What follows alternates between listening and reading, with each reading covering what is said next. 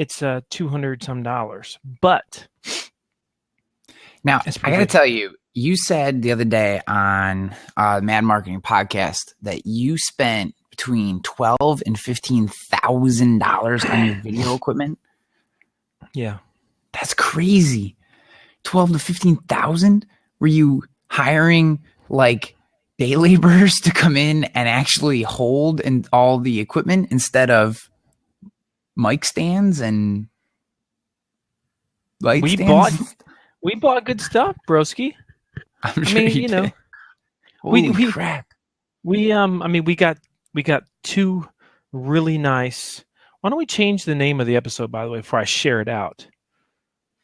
Let's change it to something cool.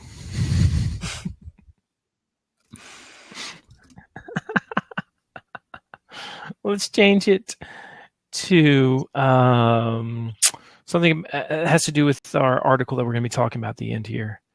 Content marketing, the state of content marketing. Is 2016 a content marketing tipping point? Yes. That is what we shall call it.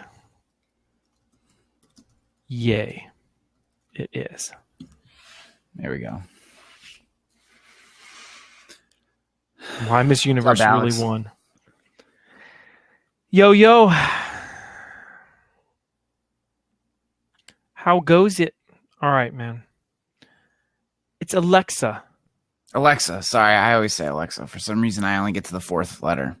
Sorry, Alexa. Well, I mean, I only get to the fourth letter. That's my bad. He makes me do these shows at 9:30 at night, and where he's up till like 2 a.m. every day, I'm up at 4:30, 5 o'clock every day. So this is the end of my day. His is just starting. Yeah, I hear you, man. We got a new map on here. Introducing map. Now see where your community is from. Yeah.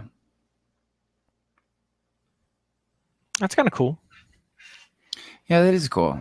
That's cool. I mean, it's cool in like to me, that's cool in like a G-Wiz kind of way. I mean, it's nice. Or creepy. or creepy, yeah. No, that's more G-Wizzy to me, I think.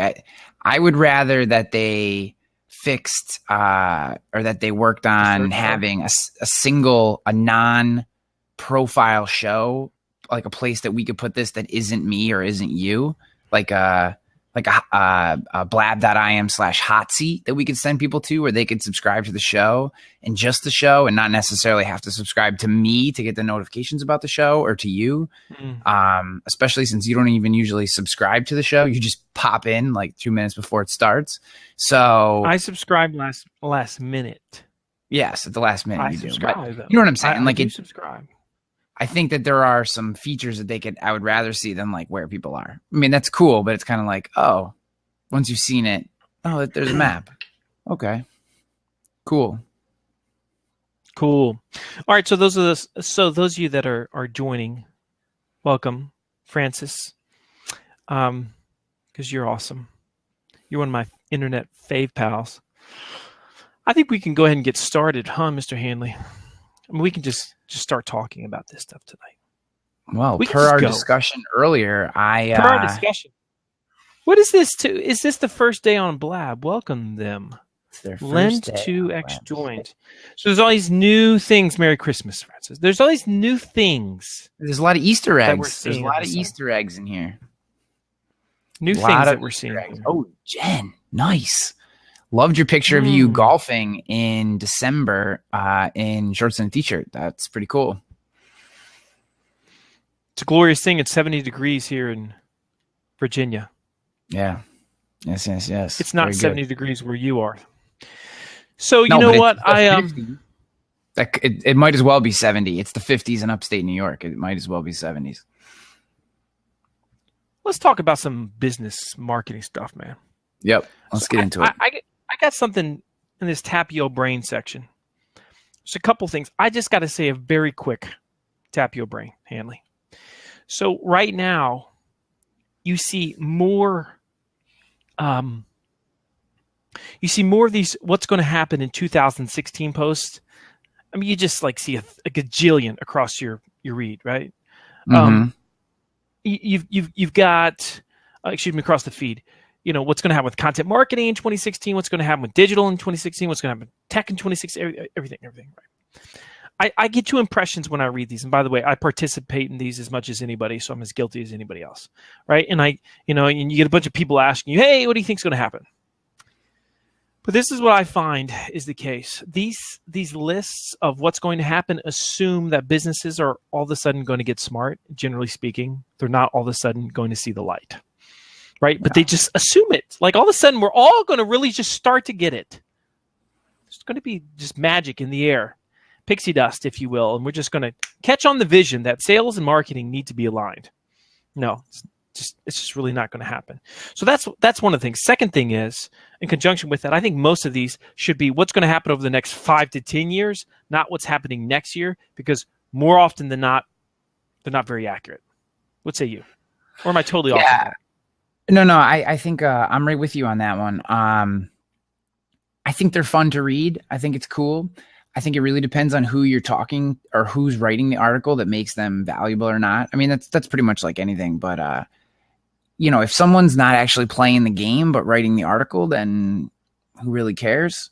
We actually have a great article, I think, from a guy that does have a decent finger on the pulse of what's going on in content marketing to talk about it towards the end of the show. But I think it all depends on who's writing the articles and then taking what their predictions are, what their themes are, what their trends, however they're positioning the article. It has to be taken in context of where they're coming from.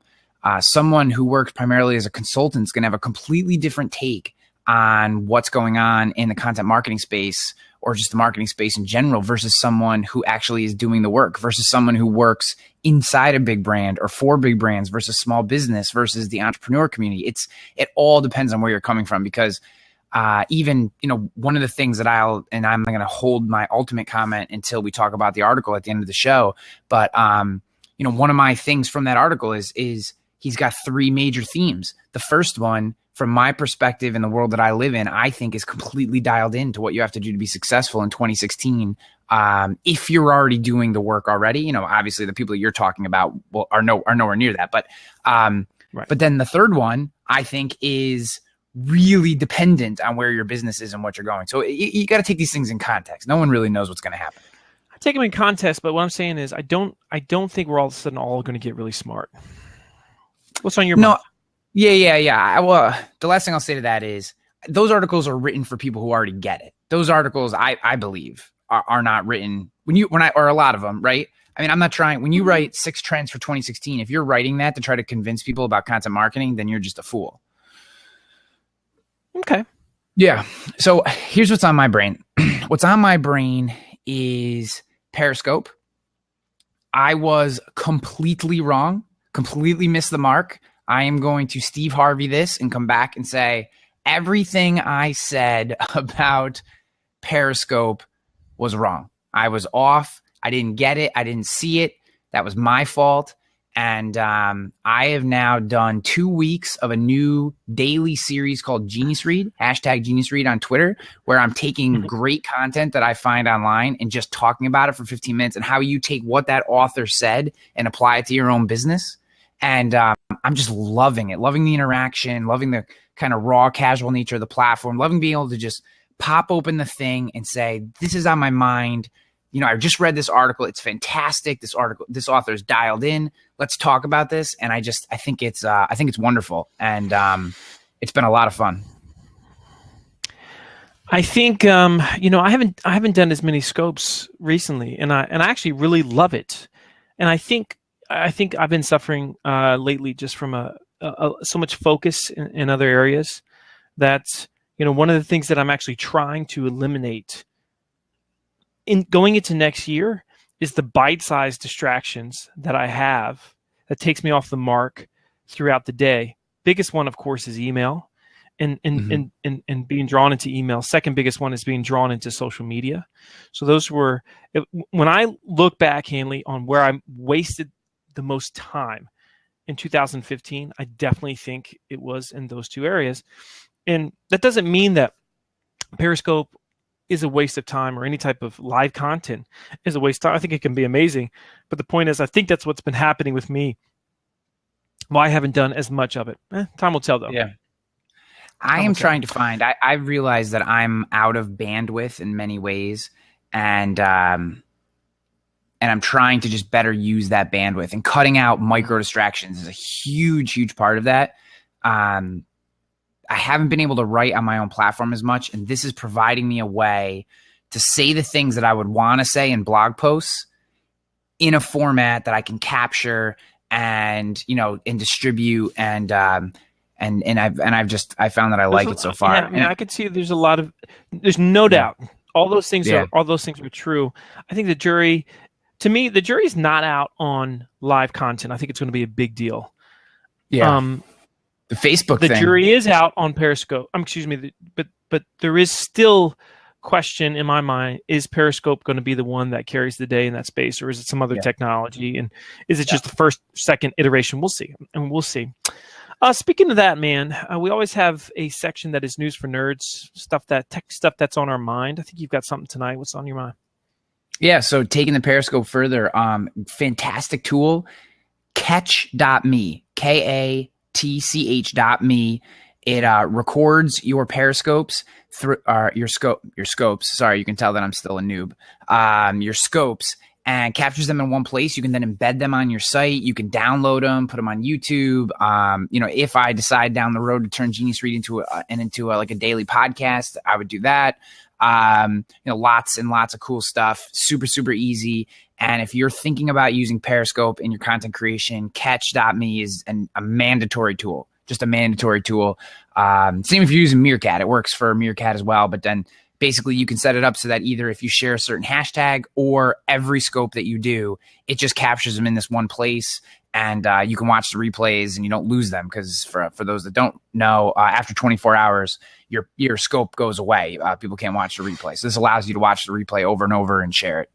Yeah, and of course, that's one of the reasons why some, I think, companies would stay away from scoping, is because they think it's such a like temporary platform that it doesn't have the ongoing value. If you do repurpose it, then now all of a sudden we're talking about ongoing value. So I think that's a really good point. I actually had something here that I wanted to share as well. There was a really good article that's found in Re-Code. I don't know if I said that the right way, but somehow some of these places you can't even pronounce the website names. This is a really good site in terms of techie sites, and it's talking. Speaking of trend posts, it was talking about 7 tech trends from 2015. I actually like the ones from 2015 more than what we'll see in 2016, simply because we're able to analyze what actually happened versus saying, hey, look, this new feature is going to take over the world. There's 2 little points that I want to mention here.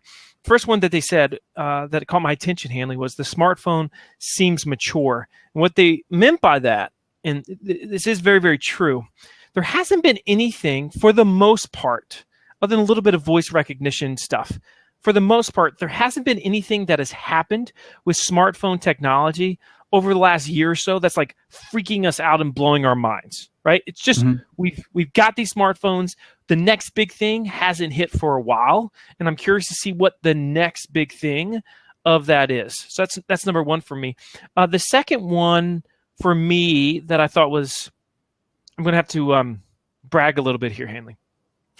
I said that I didn't see the Apple Watch going big time, and the Apple Watch has not gone big time. In other words, it wasn't nearly the success so far that Apple thought it would be, and that many of the Apple homers thought it was going to be. Like, it's going to be the biggest thing. I think wearables have a place, but I don't think we're nearly as ready for them as a lot of people in the tech space would think. And Apple right now is certainly disappointed with the numbers.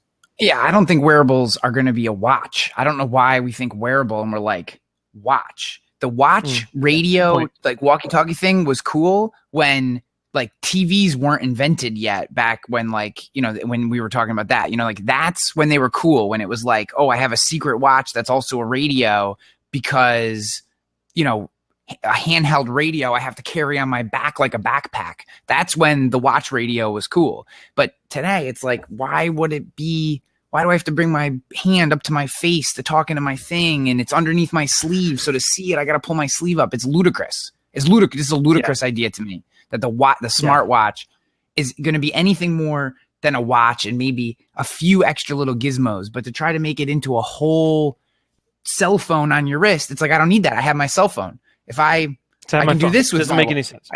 I have to do the same thing with my wrist now. So I want to push back on your first point a little bit. I would say one thing I think is happening in the smartphone technology world that is actually pretty darn exciting, and I haven't had a chance to see it yet, is Google Cardboard. And what Google is doing in creating a virtual reality experience using the Android phone and, you know, basically a cardboard cutout is pretty darn exciting from the standpoint of, you know, obviously we're way early in the VR thing, but the fact that I think it was the New York Times, or I can't even tell you what it was, but one of the major papers in New York City was an insert into the paper was actually Google Cardboard, and people could like pull it out and throw it on their phone and use it. And it's like that kind of stuff. I see that as being a really cool experience. We're way early on in it. But yeah, it's still early for that. In other words, if you look back, we had nothing in 2015 from cell phone technology, smartphone technology. Yes. Cell phones did not move forward. Mind blown. What you're saying, I do think is a big deal. I think we're a year or two away from really appreciating. Okay, I misunderstood that. DDYST, dude, did you see that? Yep. Miss Universe. Yeah. So everybody's talking about this Miss Universe thing. And so I got a couple of like just really simple questions for you. If you haven't heard the story. Poor Miss Philippines. Yeah, so you had Miss Philippines. She won. Miss Columbia was given the crown. Steve Harvey is the guy's name, right? So Steve Harvey is the one that made a mistake, and he did it the wrong way. And he gave it to Miss Columbia. I think he was digging her. Something happened. Obviously, he was distracted by these beautiful ladies. So let's bring this back to marketing, branding, whatever. So do you think that who's going to get the biggest boost because of this from a brand perspective? Is it going to be Miss Philippines because people kind of feel bad for her, but she ultimately won? Is it going to be Miss Columbia because some people feel really bad for her and some people want to attack her for whatever reason? And then, or is it going to be Steve Harvey for the fact that he totally screwed up big time and then he really just apologized all over himself again and again and again? What say you? Yeah, I wish we hadn't talked about this, because my answer is Steve Harvey. Steve Harvey wins. Steve Harvey wins 100%. No one will remember Miss Philippines, Miss Columbia. I mean, they will in that little circuit. You know, they'll be honored or whatever. But in terms of like national notoriety and in terms of increasing, I think, brand awareness and strength, the Steve Harvey brand went bananas. This is such a huge win for him. If I was his PR guy, I would be like right now, I'm going to tell you what's happening. There are publicists strategizing net events where their clients can get it wrong. And dude, your connection, I don't know what's going on with your computer, but it's not working well. Can you still hear me say something? Yeah, I can hear you. Looks like we lost Marcus here, so I'm gonna kick him out. But just to keep rocking and rolling on this point until he comes back. Here, he's back. Dude, your firewall does not like Blab. I don't know what to say, man. So basically, here's what's happening, right? So publicists are strategizing the Steve Harvey now. They're like, what event can we go at and make a mistake, but then apologize for it the right way, 100% the right way, and get and get boost for my client. Yeah, That is okay, literally so a strategy that's happening right now. check this. He has a tweet out. Okay, this tweet is, "I'd like to apologize wholeheartedly to Miss Colombia, Miss Philippines for my huge mistake. I feel terrible." Guess how many times that was retweeted and liked? It was 50,000. Okay, it was retweeted 101,000 times. Yeah, it was ridiculous. liked 155,500 times. Yeah, That's it's bananas. That is crazy, and that's for an apology. But he did own it, and he's a funny guy. And you know what? People take stuff like this in two ways.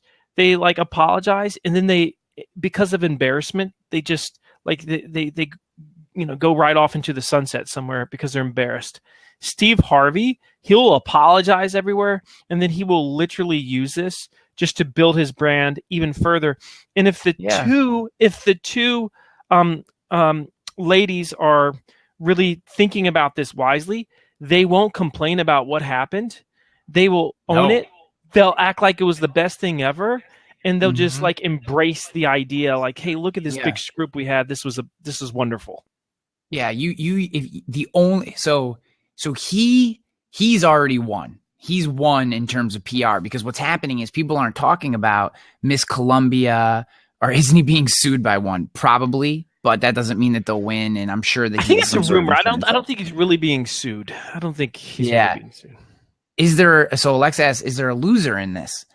I don't think so. I think that everybody wins because of the way Steve Harvey handled this. No, there is a loser if you handle it the wrong way.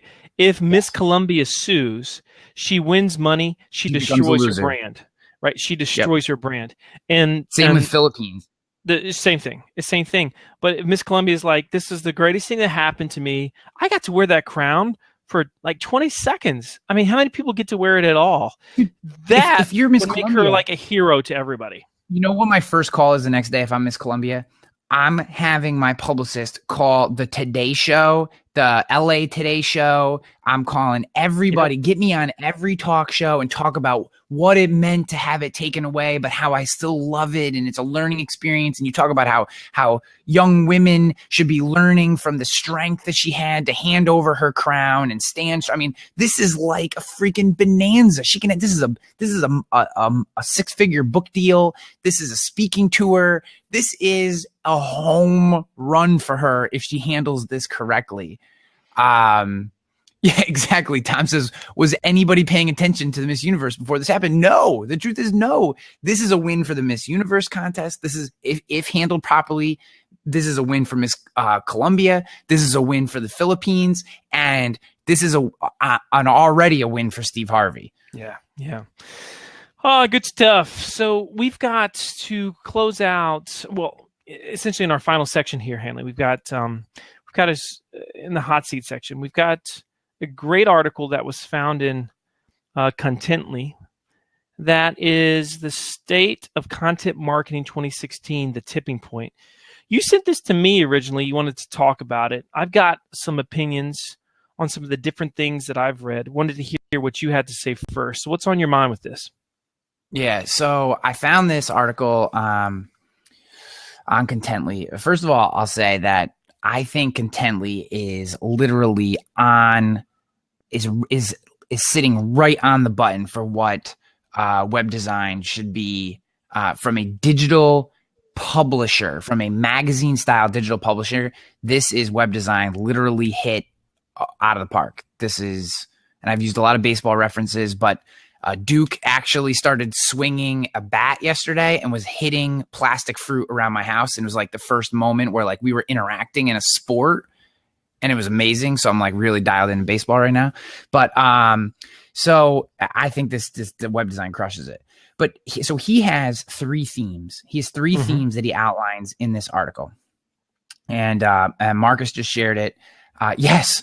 George B. Thomas says Fruit Ninja ? Yes. Think so I'll the exact scenario was cardboard wrapping paper thing, right? Everyone turns that into a baseball bat. And I have plastic fruit from one of those glass bowls. You know how your wife buys like bric-a-brac at Home Goods and fills it with like inanimate objects? I was taking the plastic fruit out of the bowl and throwing it to Duke, and he's whacking it with the wrapping paper thing. It was like father, like dad, son, like my mind was bursting with that purple smoke that happens in the jet.com commercials. Okay. So talking about this article, his very first theme is omni-channel publishing and the importance of omni-channel publishing. And essentially what he says is the magazine of the future is no longer the one you print yourself. It's everywhere your audience hangs out. And if you read nothing else in the article and you embrace that thought, I think you are dialed into what now, again, taking under account that you're already owning your own space, right? You don't have like 7 pages on your website and it's got like copyright 2003 on it. This is assuming that you're doing the work and you are showing up in search and all those good things, that you have a handle on that kind of stuff.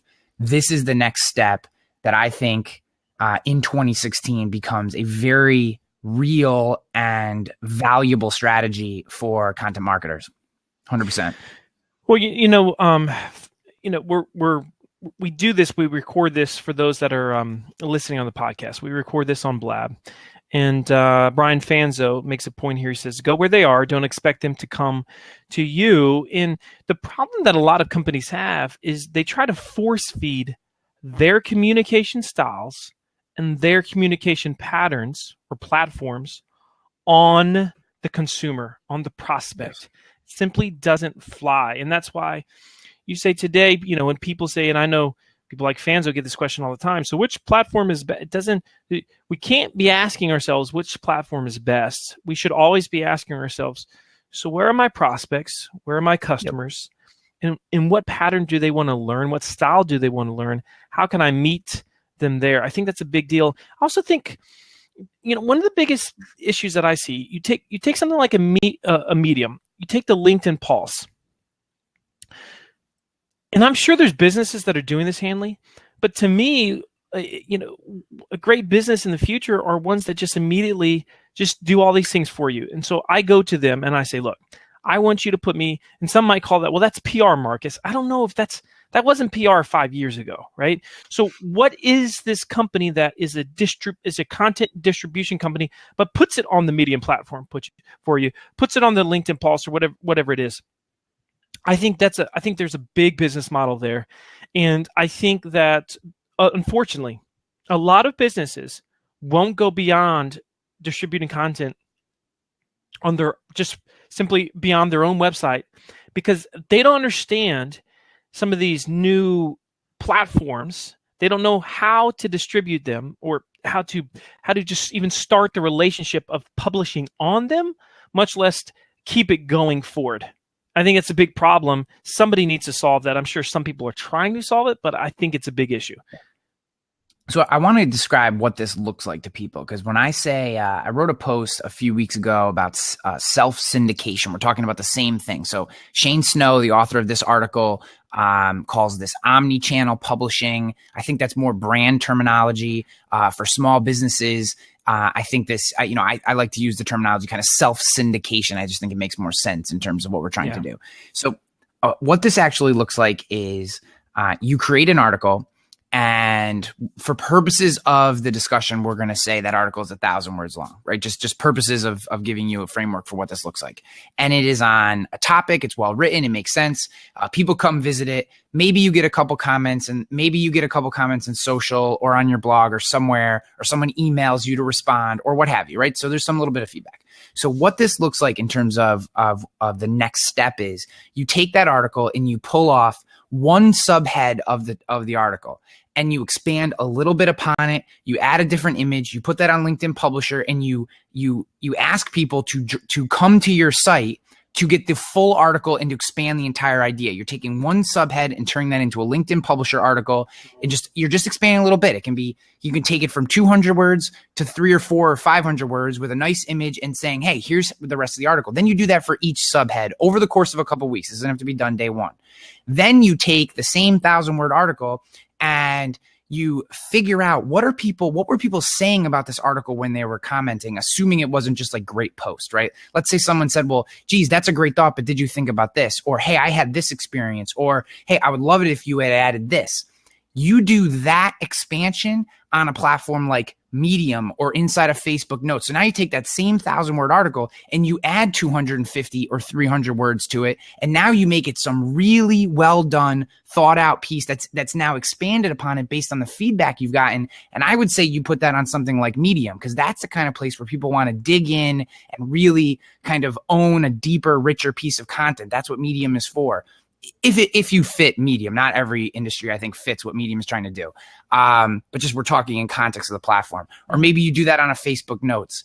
And now what you're doing is taking one created piece of content, one idea, and you're breaking it up into different pieces to suit the various platforms that you could potentially publish on, and using that one single idea to create many pieces of content, but distribute it in a way that fits the platform and the type of person that's on that platform and the way that they like to consume. And what this does is it says, if I never leave Facebook, I don't have to. If I never leave LinkedIn, I don't have to, unless you entice me. And so, but if you just blast that article out in a LinkedIn share, it doesn't go anywhere.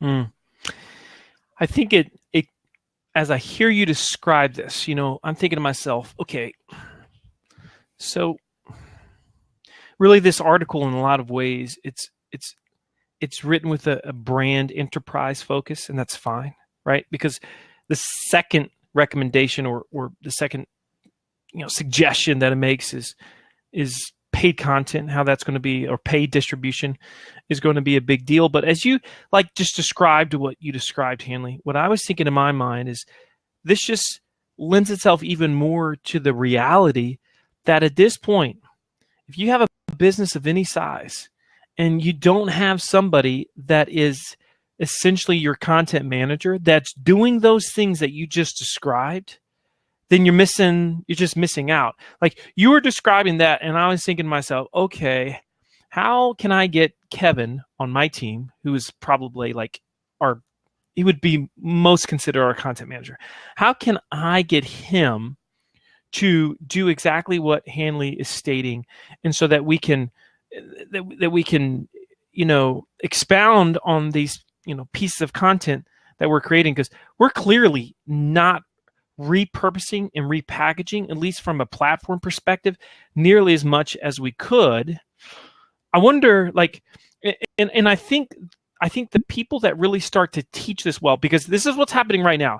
A lot of people are saying, we've been talking about this theme over and over again the last 3 or 4 weeks, because it is important and is a big deal, and we're getting our arms around it. But I don't see many people out there right now, at least, and I'm sure Brian Fanzo is watching this. I'm sure he's a perfect example of somebody that probably has started to do this really well. But businesses need a written out timeline of this is how you distribute your content on this omni-platform era that we're going into. This is the formula. This is what it looks like. That nut so far hasn't been cracked. It hasn't been explained very well at all, I don't think. Yeah. Every time I say or read the word omni, my eyes cross. That is such to me, I think 1980s poor fitting suit, one of those weird glossy ties that are just horrible to look at, and a PowerPoint with the word omni on it, and I just hate it. I don't know why. It doesn't make any sense to me, omni. But so yes, I agree with you. I agree with you completely that no one owns this space. I would say if you wanted to look to somebody, and actually Fanzo in the comments put his amplification, ramp up, whatever he called it, strategy, upcycle amplification model, which is amazing. I owned an Omni by Dodge, says George Thomas. So you would own an Omni by Dodge. So he still owns it, actually. So my thought on this is, if you want to look to someone who's doing this incredibly well, it's Jay Baer. Jay Baer is doing an incredible job with this. He takes one piece of content and he creates a podcast out of it, and a video out of it, and a SlideShare out of it. And that's another thing. I have been so here is a case in point in this. But I think that was version 1, Hanley. What we're talking about is version 2 of that. Right? Because you take something and you make a mini podcast, or you take a video and you do this, It's like there was some repackaging going on there. Yes. But this redistribution almost Yeah, is a different thing in my mind. I agree with you. Than what you're describing with Jay. Yes, Jay does everything really, really well, by the way. Repackaging is much different than what I'm describing. Not much different. It was version 1 of what I'm describing. And so something I'm doing at Agency Nation, our insurance platform. I'm taking old blog posts, I'm boiling them that did really well, that had a message that resonated. And I'm boiling them down into like the real, like nitty gritty parts of it. Like the thing that, like, if you could only speak like, 20 sentences of this post, 20 thoughts inside this post, what would they be? And then I'm turning them into slide shares and posting them on SlideShare. I just had one of these things hit 14,000 views on SlideShare, and it's pushing, like, just that one SlideShare is pushing an additional 100 people a month to my site. Just that one SlideShare, 100 people a month and 14,000 views of the Agency Nation brand. To me, that's a home run. You start to duplicate that over and over with good ideas. I always stick into quality, and now your brand is getting seen by people that you didn't even know existed before, because their shtick is they do their job, and where they consume their content is they like to go to SlideShare and check them out. And you would have never, ever got that person unless you were in that space. Anything else from this article? Again, for those of you that are watching this live on Blab, it's in the sidebar. You might want to check it out. It's very, like I said, brandy/enterprisey. Was there anything else from this, Hanley, that you said, this is a big deal and we should pay attention to it? Yes. And by the way, I would be curious to see, because this is so enterprisey focused, I would be curious to see how much paid distribution SMBs do with their content as compared to brands. I mean, brands are kind of already doing this well. Yeah. I would be very curious to see how the Agency Nations of the world are using paid content distribution, because I definitely don't think it's cracked that SMB space very much up to this point. Facebook retargeting, but I don't really count that so much. So I'll give you another case study. So we just launched a new ebook on Agency Nation. And for those that don't know, Agency Nation is a insurance-based, it's kind of like a content marketing digital magazine for insurance agents. And we just launched an ebook for at LinkedIn. So how to build your brand on LinkedIn. And I spent $30 yesterday, added 130-ish people to our email list through Facebook ad. I mean, of those 150, let's say 15 of them give us a shot, and we're selling about 70% of the people that come through. So I spent $30 and it'll probably make me 7,000 over the course of the year. That's like a decent ROI. Now, granted, I practice with these things a lot. Not all of the ads did well. One of them did particularly well out of the 3 that I created. I think that SMBs need to get on the paid distribution. They need to be on this more than the brands. If I see Nike, at least my mind registers a thought to what that brand means. If I see your local logo and local message, and I don't already know who you are, it means nothing to me. It means less than nothing. I'm just glossing. So unless you have a nice, clever creative and popping paid distribution in front of them on a regular basis, so that they start to recognize what your brand stands for, you're never going to get that distribution in that space. You're never going to, or that recognition in that space. It's never going to happen. And this is a fact of life. This isn't like a nice to have anymore. You want to play on Facebook. Like I told an agency the other day, and granted, sometimes I get a little apocalyptic, and it's just my nature, right? I'm an emotional Irish guy from upstate New York.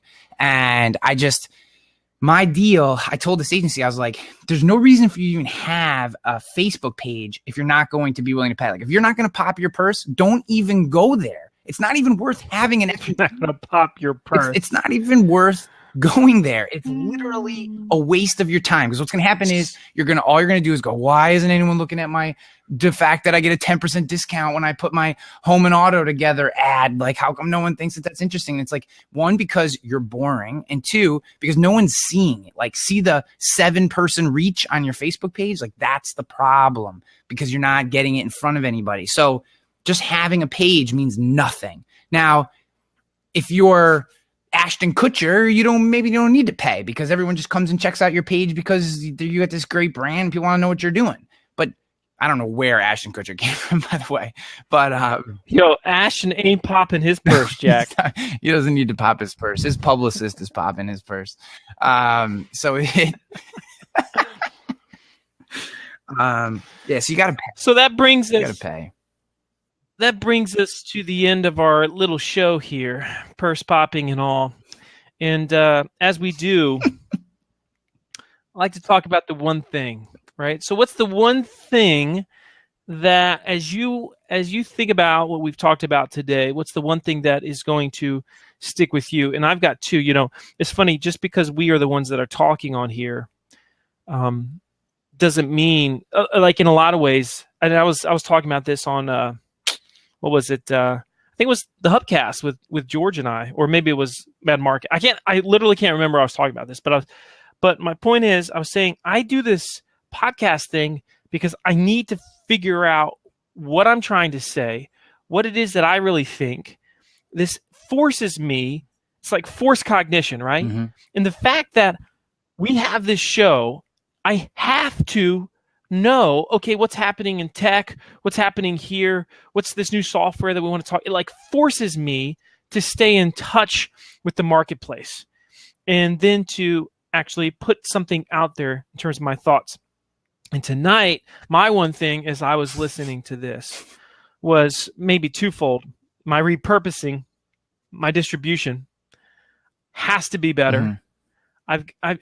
I'm not taking advantage of that.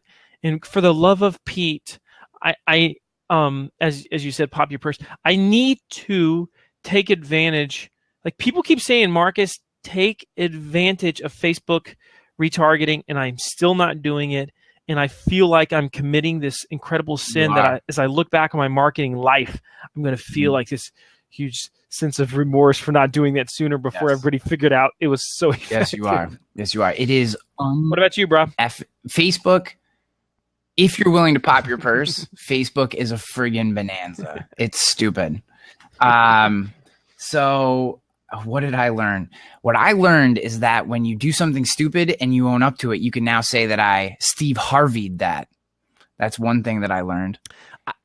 I Steve Harvey'd that. Indeed. So like I said at the beginning, I Steve Harvey'd Periscope. I came out knocking Periscope pretty hard, said it was a fad, and I owned up to the fact that I completely whiffed on that, and I Steve Harvey'd Periscope. So boom, there it is. Steve Harvey'd Periscope. There's my thing. Yeah, it just goes to show it doesn't matter if 95% of the world doesn't think Periscope is any good. It just doesn't matter. And you know what? I just got to say this one thing. Opinions just don't matter at this point. It doesn't matter what you personally like. Nobody in the consumer world cares whatsoever if you or I like to do videos. They don't care if we like to write. They don't care if we like to be in front of a camera, and they don't care if we like LinkedIn, Facebook, or if we use the Twitters. They don't care about any of those things whatsoever. They care about themselves, where they are, and what they're getting ready to buy or what they're thinking about buying or consuming. That's the only thing they care about.